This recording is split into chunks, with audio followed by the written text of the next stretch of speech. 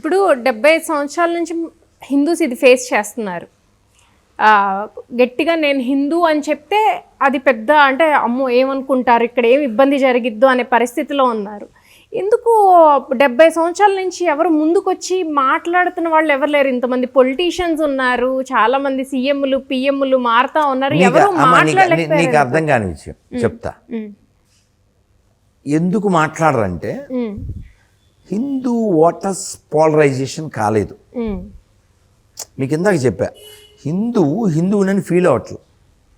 నేను రెడ్డి, నేను శర్మ, నేను కమ్మ, నేను అది, నేను ఇది, చివరికి మట్టి. అది అక్కడ వచ్చింది.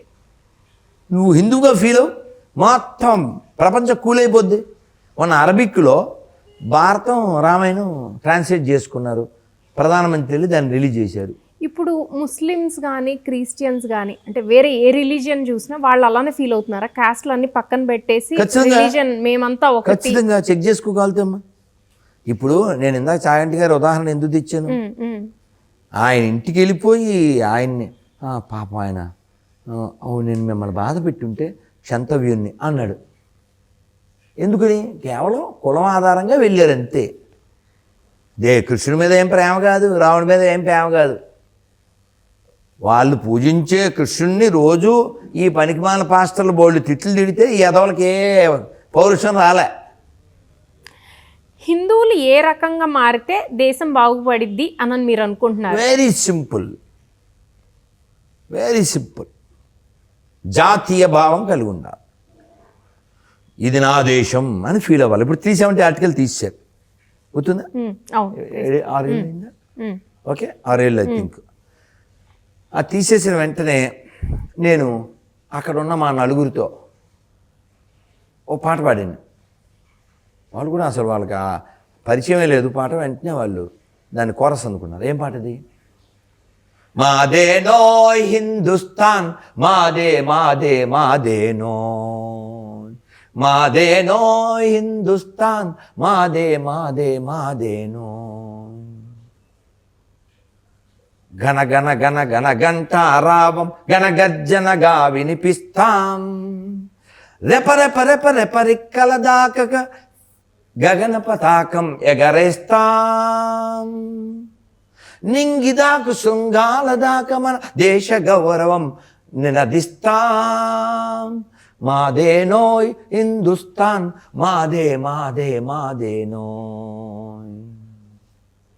ఇప్పుడు హిందువులు లైక్ మీరు చెప్పిన దాని ప్రకారం చూస్తే క్యాస్ట్ ఫీలింగ్ ఉంది, ఇదంతా పోతే కానీ ఇది అవ్వదన్నారు.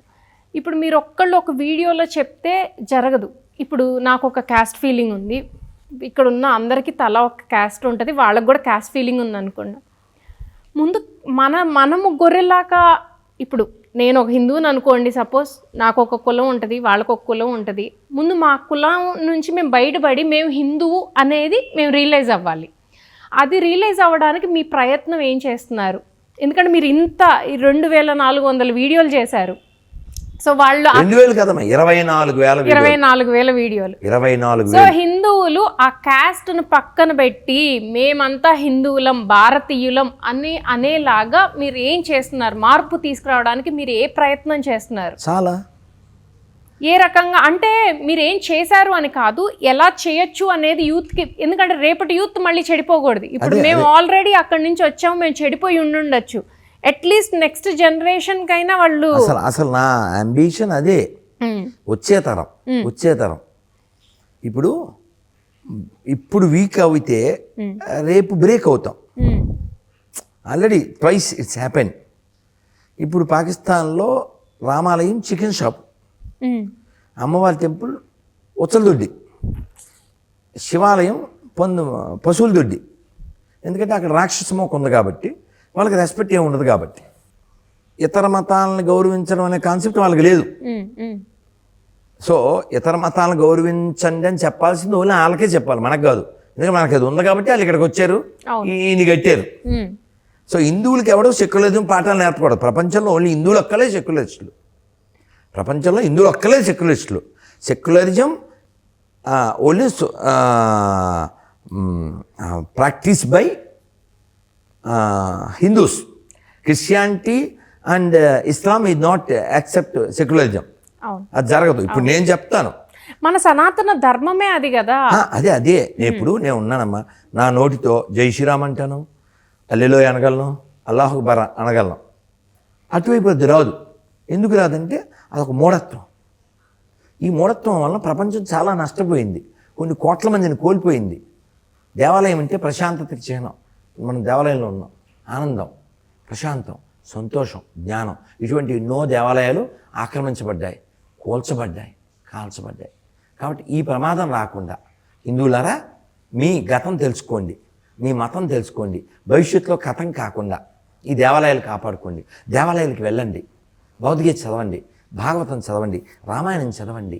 రాముడి యొక్క ఆదర్శం ఏమిటి, ఎలా ఆయన ఇతరులను గౌరవించాడు, స్నేహితులను ఎలా గౌరవించాడు, తండ్రిని ఎలా గౌరవించాడు, ప్రజలను ఎలా ప్రేమించాడు. లెర్న్. మనం కొట్టుకోకుండా ముందు మనం తెలుసుకోవాల్సింది ఎంత వదిలేసేసి కులం కోసం. ఇప్పుడు మనం ఒక్క 50 ఏండ్లు వెనక్కి వెళ్తే, ఐ థింక్ 1964 ఎప్పుడో ఓ సినిమా హరిశ్చంద్ర, సినిమా పేరు సత్య హరిశ్చంద్ర, ఎన్టీఆర్ పెద్ద ఆయన.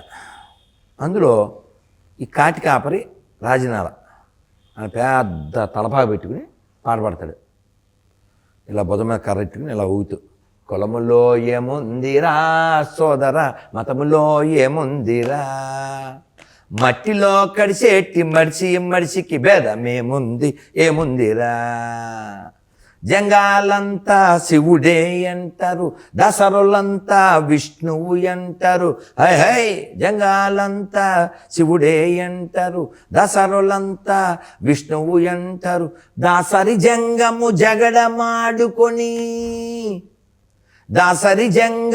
జగడమాడుకొని వలకాటిలో ఒకటైపోతిరి, కులములో ఏముందిరా సోదరా, మతములో ఏముందిరా, మట్టిలో కడిసేటి మడిసికి భేదమేముంది ఏముందిరా. ఇప్పటికే మన మతం చాలా వరకు ఇదైపోయిందనే చెప్పాలి. అంటే ఎందుకు జరుగుతుంది, మన మతంలో లేనిది ఇంకొక మతంలో ఉందని నమ్మి ఇంకొక మతానికి ఎందుకు మారాల్సి వస్తుంది? వాళ్ళు ఏ సిచ్యువేషన్లో వాళ్ళు మారుతున్నారు? గుర్తుపెట్టుకోండి, ఎవరైతే మతం మారుతున్నారో వాళ్ళకి ఇదేమీ తెలియదు, అది కూడా తెలదు. అటు ఇటు కాని హృదయముతోటి ఎందుకు రాయి గొర్రెల బతుకు. యాక్చువల్గా వాడికి అది తెలదు, ఇది తెలదు, కాబట్టి అడగండి. ఏమీ తెలియక ఏం చేయాలో తెలియని పరిస్థితుల్లో అలా అంటే they are not taught, they are not learned. వాళ్ళకి ఎవరు నేర్పలేదు. మీకు అర్థమైందా? మీరు ఇందాక చెప్పారు, మీ పుట్టినప్పటి నుంచి మీకు ఊహ వచ్చినప్పటి నుంచి ఒక మంచి నియమానికి మీరు కట్టుబడి ఉన్నారు. గ్రేట్, వి సాల్యూట్. మీరు అలాంటి పెంపకంలో మీరు పెరగడం, అమ్మా నాన్న అమ్మ ఇబ్బంది పడతావరా అని చెప్పినా అలా స్టిక్ ఆన్ అయి ఉన్నారే, దాన్ని నిష్ఠ అంటారు. ఈ నిష్ఠ నీకు ఉండాలి. అది ఎప్పటి నుంచి రావాలి? బాల్యం నుంచి రావాలి. మనం ఏం చేస్తున్నాం? పిల్లల్ని బాగా చదువుకో, ఫ్రీడమ్ పేరుతో బాగా చదువుకో, ర్యాంకులు వస్తే చాలు, మార్కులు వస్తే చాలు. ఆ పిల్ల బొట్టెట్టుకుందా లేదో చూడవు, గాజులు వేసుకుందా చూడవు, ఎవరితో చాటింగ్ చేస్తుందో చూడవు. ఒకరోజు హఠాత్తుగా జరగకూడదు జరుగుద్ది. మస్తాను సాయి అనే ఒక దర్గా నిర్వాహకురాలి కొడుకు గుంటూరు, అతను దాదాపు 300 మంది అమ్మాయిల్ని ట్రాప్ చేశాడు. వాళ్ళకి డ్రగ్ ఇచ్చి వాళ్ళతో చేయకూడనివన్నీ చేసేసి దాన్ని వీడియోలు కూడా తీశాడు. ఆ వీడియోలు కూడా వీళ్ళ దగ్గర ఉన్నాయి, వీళ్ళు ఏమంటారు ఈ ఛానల్స్ వాళ్ళ దగ్గర ఉన్నాయి. నేను ఎవరో ఫోన్ కూడా చేశారు, చాలా దారుణంగా ఉంది, వాడు చాలా దారుణంగా చేశాడు అని చెప్పారు. సో ఇప్పుడు దోషం ఎవరిదంటారు? వాడిదినా ఈ అమ్మాయిలదే? అమ్మాయి తల్లిదండ్రులది. నేను అది చెప్తా. ఆవు చేలో మేస్తే దొరగట్టిన మీదుగా, కూతురు చెడిన తల్లిది తప్పు, తనయుడు చెడిన తండ్రిది తప్పు. కూతురు చెడిన తల్లి తప్పు, తనయుడు చెడిన తండ్రి తప్పు, గుర్రము చెడిన రౌతుది తప్పు, ప్రజలు చెడిన ప్రభుది తప్పు.